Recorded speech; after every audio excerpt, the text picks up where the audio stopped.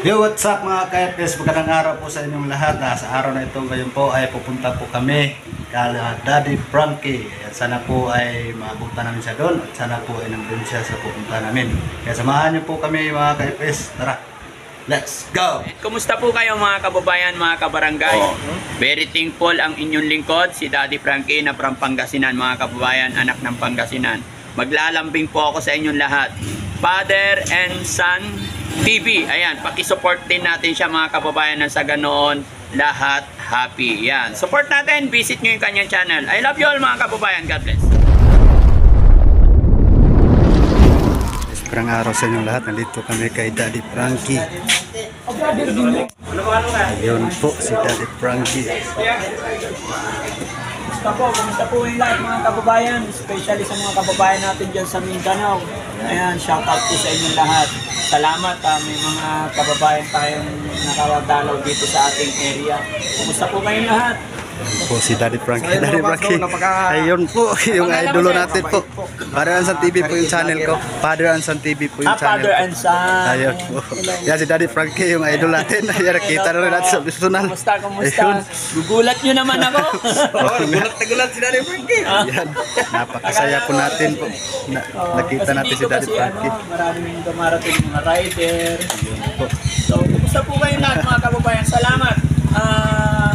Malaking karangalan para sa akin, natutuwa ako kasi may mga kababayan tayo na dumadalaw dito sa atin.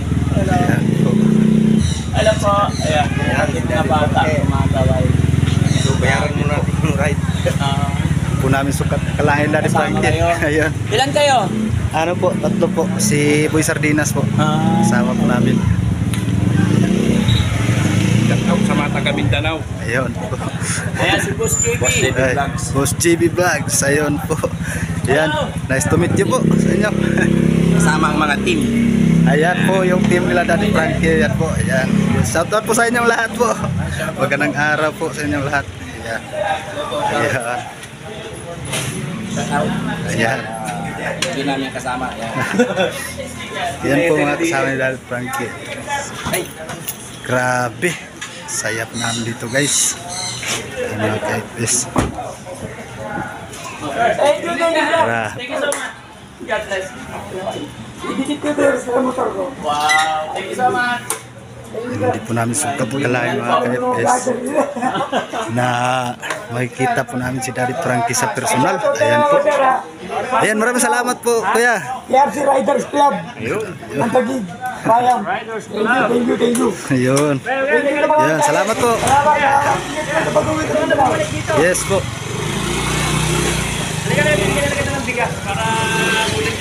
So ayan mga ka-FS, dito tayo ngayon sa Makati. Ayan po. So napakalaking karangalan po natin noon na napuntahan po natin si Daddy Frankie sa Makati. At sa wakas ay nakita natin sa personal. Ngayon, pumunta kami kay Rapi Tulpo. Binigyan lang kami ng ipuna. Kaya ang nagawa po namin, ay hindi tayo napili. Ipasadyo pa lang natin yung camera.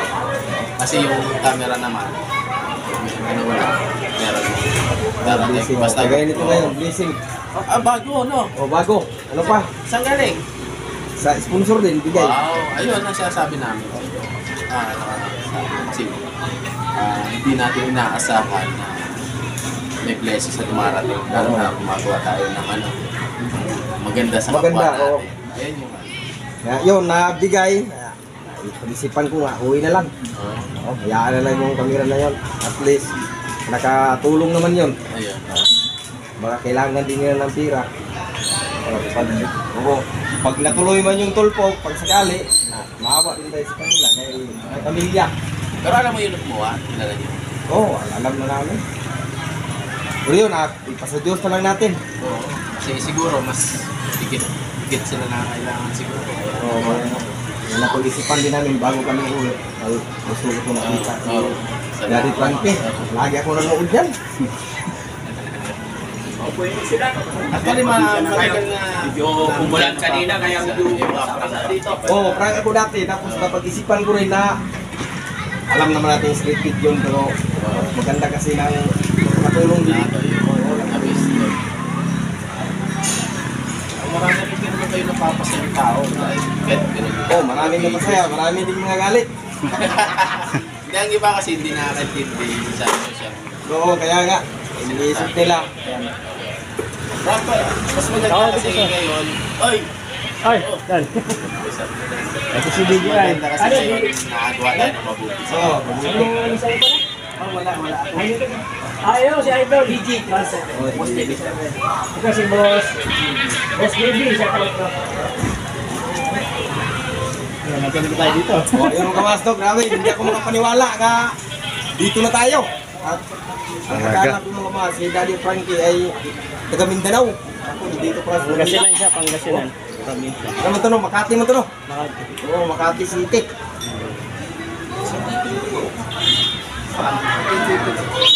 300. Oh, wala naman yan. Nasira na ba? Mahak kasi yan. Kung kayo bro, kung kayo. Oh, sige po. Sige po. Kung tayo. Ayan po. Ayan. Sisya na kayo, medyo yung area ko talaga na to, palengke kasi to. Oo. Wala akong bahay eh. Nako. Oo. Puga brother, puga. Dito ka. Doon ka, sir. Puga dito. Puga kayo. Ayan. Ito lang yung buhay namin. Maya-maya alis din kami. May mga ano kami. Kausap. May tutulungan tayo. Pero nag-warm up lang konti. May hinihintay pang kasama. Hindi mo kasama. Yan mga master, dati ay pinapanood ko lang si Daddy Frankie. Ay ngayon, dito na. Sa personal. Thank you, thank you. Puging-pugi pala si Kuya. Tayo makapaniwala, no? Oo. Dati pinapanood lang, ngayon kita na. Wala pa si Sam. Medyo ano yata, nilalagnat yata yung anak niya. Pero pupuntahan din namin siya. Ito po yung team ni Daddy Frankie. Yung mga bastos, hindi pa po nakadalaw kay Daddy Frankie. Bisitahin niyo po siya. Napakagandang content. Mga experiment na taong grasa. At napakagaling din niya mga maasis po ay mabuting tao, tumutulong sa kapwa mahihirap, kagaya po natin. Yun po ang mga content niya. Charity vlogger po. At marami na din po siya natulungan na mahihirap gaya natin. Kaya ayun po ang ginagawa ko din ay gumagaya din po sa kanila na mag-charity vlogger din po tayo. Yung kahawa ng Diyos ay may natutulungan po tayo kunting-kunti, at least po ay natulong tayo sa mahirap gaya natin. At ngayon ay nandito po tayo para po ay makita natin si Daddy Frankie sa personal. Ayun, makita natin. Mapugi mga maas. Ayun. Eh, alam mo yung si Daddy Frank kasi nag-kiss po ito eh. Oh. Nakita nga namin yung mga chicks natin. Oh. Nahalikan mo eh. Daming halikan mo. Kiss Charlie. Siya po Pati na makulong yan eh. Napakadami hinalikan eh. Oh, nareklamo? Oh, nagreklamo. Kaya nga tumigil ako sa ganyan. Walang dami bisa no? Scripted naman yung mga halik o yung mga pamilya nila, mama at papa. yan. Ay galit na galit. Pag na-upload na yung video. Kahit ngayon sa charity, binabantaan pa ako na papatayin. Kasi napatahiya daw yung mga yung mga binablog ko ay nagpaalam naman ako sa kanila. Ganun talaga ang sitwasyon pag charity, dapat mag-ingat din. Maraming kalaban. Maraming kalaban. Marami kasi may mga time na akala nila ginagamit lang. Oo. Kaya nga. Pero paano naman kasi magpapatuloy yung ating pagka-charity? Di ba? Kasi hindi naman tayo mayaman. Gumagawa tayo ng paraan para mas makatulong pa. At hindi lang para kumita. No? Para ma-inspire yung mga tao na nakakaluwag. Yun ang totally purpose natin dyan mga kababayan. Hindi po para ipahiya, ilabas ang kanilang mga tinatago. Kasi bago naman natin to ilabas, especially sa akin, no, tinatanong ko muna kung andyan ang camera ko, okay lang ba na i-upload. Pag nag-agree sila, go. Pero pag hindi, okay lang din. May mga hindi ko ina-upload talaga. Same pala tayo, sa akin din, ganun din, nagpapaalam. No. Tapos pumayag yung isa, tapos yung kamag-anak pala ay hindi kaya doon magka-trouble. Men, soft drinks nga, Arthur. Pasuyo. Ngayon si Daddy Frankie yung nabasa ko na nakabudit na ako. Yung mga ka-FPS, sobrang bait po ang Daddy Frankie. Ayan. School kasi to, kaya... Ayan, dumikit na si Tolbo. Ayan. Mag-ingat ka, Daddy Frankie, nangahalig yan. Ano to mga masining? Ano to si Kuya Daddy Frankie ay pang-apat na nakita ko ba? Ano, 4 na vlogger na, pang-4 siya. At yun, ito po ang pinakamalayo na napuntahan natin dito sa Manila. Ayan, at nagkakataon din po nga pumunta kami kay Rapi Tulfo. At dito ngayon, dumalaw po kami sa kanya at makita sa personal. Yun, awa ng Diyos ay nakita talaga natin sa personal. At ganito, Kuya Daddy Frankie, maghingi sana ako siya ng advice kung ano ang dapat natin gawin sa ating pag-charity vlog. Kasi bago pa rin po ako, gusto ko rin po na may mag-advise pa sa atin na kagaya mo na bilang charity vlogger, gusto ko rin maghingi sa'yo ng advice kung ano ang dapat natin gawin mga charity. Para saan po? What do you mean? Advice? Bakit? Ano bang nagiging... Advice sa yung na-vlog natin Oo. about sa iniisip nila nga pinagpirahan natin sila. Para sa akin kasi yun, based on my experience kasi, umpisa kasi sa akin, no, mga kababayan, mga kabarangay, sa akin opinion lang po ito. Nung una kasi, hindi naman totally ako vlogger or what. Talagang sa hirap ng buhay ko noon, tapos nag-pray ako kay God na sana magkaroon ako ng business, mabiyayaan ako. At ipinangako ko kay God na sabi ko pag ako nagkaroon ng hanap buhay, lahat po ng lalapit sa akin, basta karapat-dapat na tulungan, hindi ko pahihiyain o hindi ko hihindihan. Pero dumating na yung point na lumabas na tong mga social media, kaya hanggang sa nakapasok na tayo sa pagbablog. Dahil nakita ko na pag pumasok ako sa pagbablog, lalawak at mas dadami po ang mga taong matutulungan natin. Lalong-lalo yung mga kababayan natin na nasa malayong lugar na hindi naaabot ng ating mga government. Although sila rin ay nangungunang tumutulong sa ating mga kababayan. Pero dahil nga po sa hirap ng buhay, kahirapan, especially dito sa lugar natin, sa Pilipinas, sa ating bayan, na maraming mahihirap. Kaya yun, dinaan ko na lang sa charity. The same time, stupido naman tayo pag sabihin natin walang earning. Meron, syempre. Kaya nga, yun po yung dahilan, paraan na ginawa para mas makatulong pa tayo. Maraming matulungan. Oo. Sa pamamagitan ng pag-charity, thank you. Mas dumami pa. Magkaroon tayo ng revenue, mas dadami yung matutulungan. Kasi syempre, hindi naman tayo mayaman or what. Simpleng mamamayan. Thank you bro, thank you. Ayan, inom muna kayo. Simpleng mamamayan, nagkataon lang na may mali tayo negosyo. Kaya nakapag-abot tayo ng konting tulong. Pero dahil masaya ako na nakikita na mas nakakatulong tayo doon sa mga taong talagang nangangailangan. So yun mga masno, galing ni Kuya Daddy Frankie. Ang iba kasi Kuya Daddy Frankie dun sa amin, iba kasi ang matawas po ay Bisaya. Bisaya dun sa amin. Ang iba din po kasi, kung ako daw ay tutulong, dapat ko daw hindi ko na i-video. Kaya sinabi ko sa kanila, dapat natin ito video para po ay makita sa mga taong may kayang tumulong. Kasi po pag walang video at wala din po kami, ay wala po makakita sa inyo at wala po makatulong sa inyo. Kaya po ginawa namin ito para po ay ma-upload natin sa social media at may makatulong. At bago po ako nag-video sa kanila, ay nagpapaalam po ako. Yun, tulad na sinabi ko sa kanina na nagagalit at babantaan pa tayo na patayin. Grabe naman. Ang masabi ko ay wala po tayong magawa kung yan po sabi nila. Kaya ang iba magsabi na i-delete ko yung video. Kaya ang ginawa ko ay hindi ko dinelete. Kaya pag i-delete natin ay may violation. Private. Private na private na lang.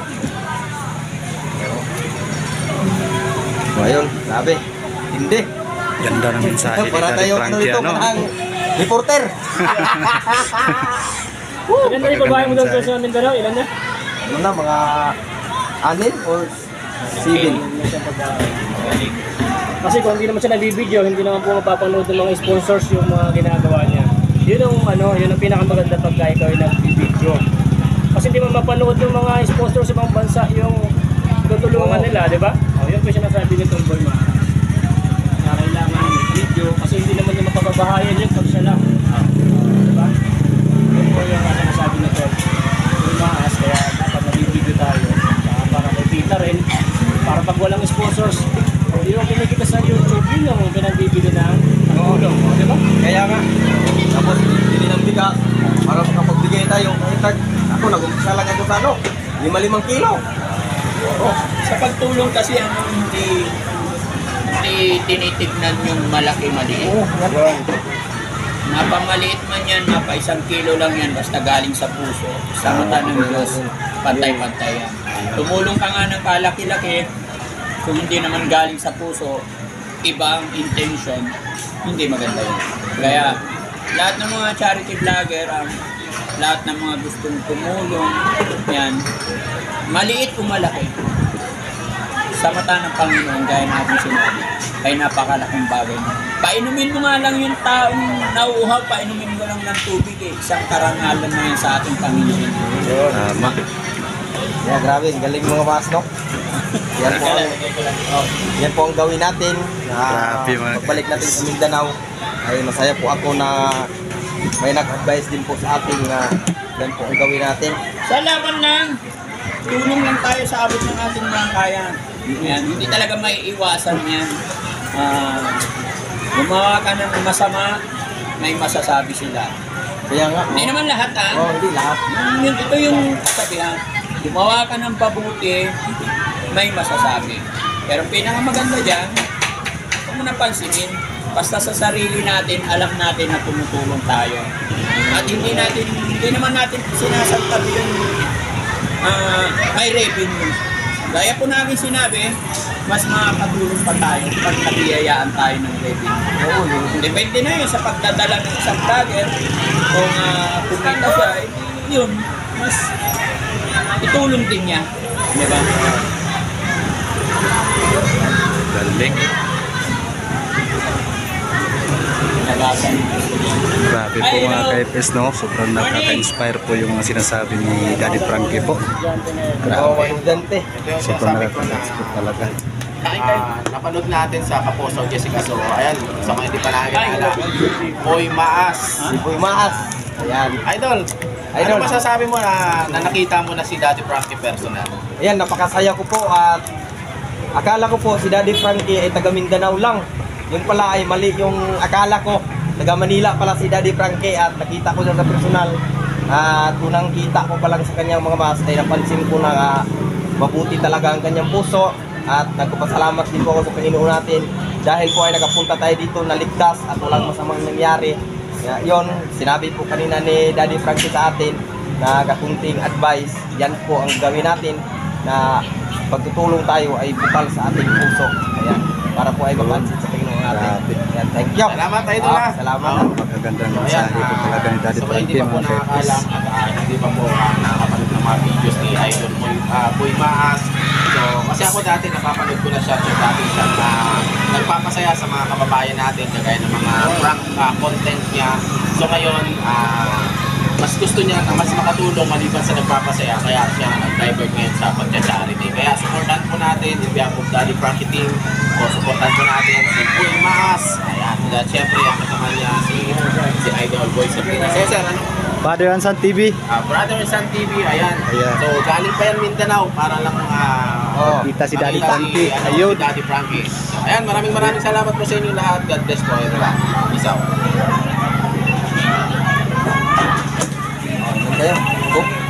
Yan mga ka-FS, no? Grabe mga ka-FS. Napaka swerte po ng pagdating namin dito dahil nilibre pa kami ni Daddy Frankie sa pagkain. Yan, tanghalian. JP. Napakasaya po namin. Dito pala si Daddy Frankie. Ang bait po, sobra. Yan. Ayan mga ka-FS, kain muna kami. Maraming salamat nga pala kay Daddy Frankie sa palibre niya ng tanghalian. Ayan po. Kain muna kami mga ka-FS. Ayan.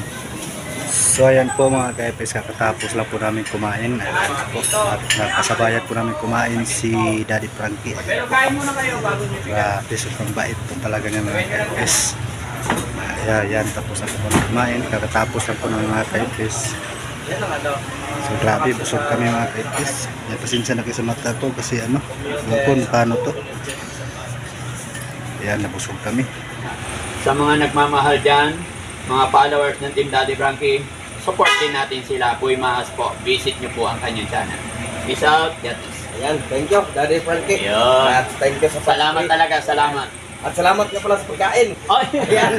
Salamat nga pala sa misis ni Daddy Frankie. Ayan, kay Aling Rochelle, ayan. Support natin silang lahat mga kababayan. Mabuhay po tayo. Thank you so much. Thank you so much. Maraming salamat po Daddy Frankie. Yun, ingat, Ayan. ingat. Salamat po. Thank you marami. talaga. Ayan.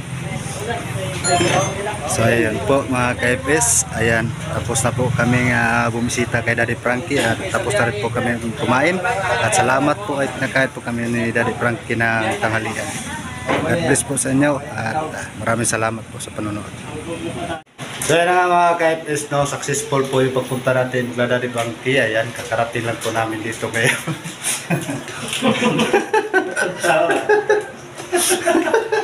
Ay. Yan po, karating lang po namin. Ito po. Sino tayo? Pahinga na po kami. Yan.